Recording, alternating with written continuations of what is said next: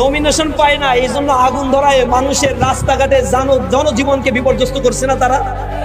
তো তুমি নমিনেশন পায় কি করবা? বলে রাজনীতি করবো। রাজনীতি করে কি করবা? জনগণের সেবা করবো। তো জনগণের সেবা করবা, ঠিক আছে, তোমার দলের আরেকজন করলে সমস্যাটা কি? তুমি নমিনেশন পাও নাই, সমস্যা কি? না, আমাকেই পেতে হবে। 16 বছর 17 বছর জুলুম নির্যাতনের শিকার হয়েছি, আমি একমাত্র হকদার।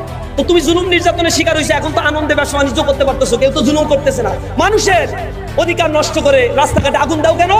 তখন তারা এটা মানে না। মনের ভিতরে একটা কথা আছে যে না, যে নমিনেশন পেয়েছে সে তো এই কেবল ভোট হইলেই ক্ষমতায় যাবে, আর তারপরে যে কোটি কোটি টাকা কামাবে, আমি তো টাকা কামাইতে পারলাম না, এই জন্যই আমি মূলত রাস্তায় নামছি।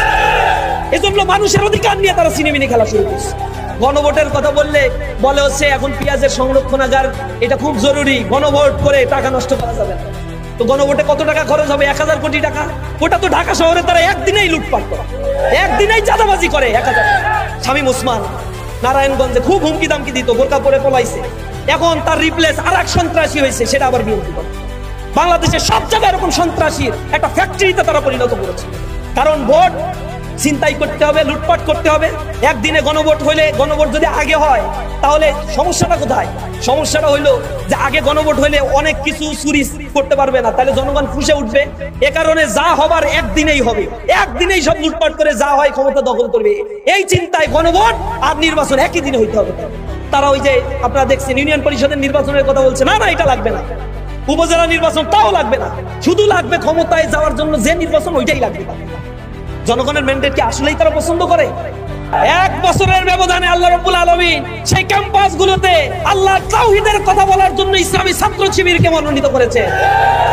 আমার ধারণা এই বাংলাদেশ পরিচালনার জন্য যাদেরকে দুর্বল করে রাখা হয়েছিল, যাদের কেন্দ্রীয় নেতৃবৃন্দের শাহাদাতের রক্তে রঞ্জিত হয়েছিল এই ক্যাম্পাস, এই জমিনকে আল্লাহ রাব্বুল আলামিন তাদের জন্য ওয়াকফ করে দেবেন ইনশাআল্লাহ।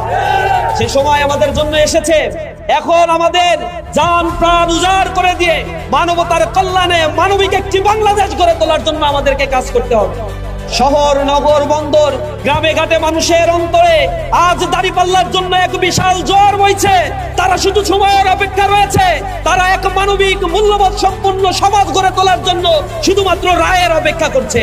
আগে তো এমন হতো যে আওয়ামী লীগের উপরে অসন্তুষ্ট হয়ে অস্থির হয়ে অল্টারনেট কিছু পেত না, তাই বিএনপি কে মানুষ ভোট দিত, কারণ বিএনপি চরিত্র 5 বছর দেখে নাই।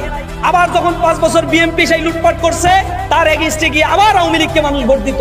উপায় অন্ত পেত না, কারণ এখানে বেটার অপশন তাদের কাছে ছিল। এখন বাংলাদেশের মানুষ দুইজনেরই দেখা শেষ, বিএনপিরা তো দেখা শেষ। সে কত লুটপাট যে করেছে, বাংলাদেশের গ্রাম অঞ্চলে গুলোতে গেলে মানুষের ফুপা কান্না, বাবা কান্না, হাহাকার ফুটে উঠছে। আজকে মানুষ